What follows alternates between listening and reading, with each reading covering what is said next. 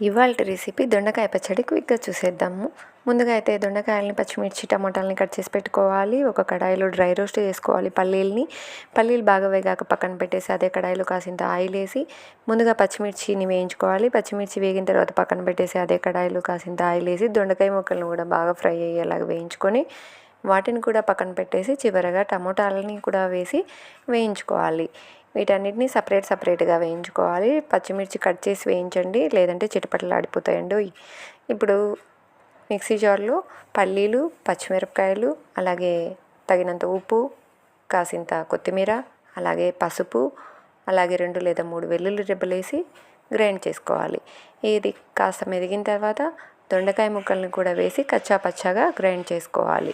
చివరగా టమోటా ముక్కల్ని కూడా వేసి గ్రైండ్ చేసుకోవాలి. అంతేనండి. పోపు పెట్టేసుకొని వేడి వేడి అన్నంలో తింటే చాలా బాగుంటుంది. తప్పకుండా ఈ దొండకాయ పచ్చడి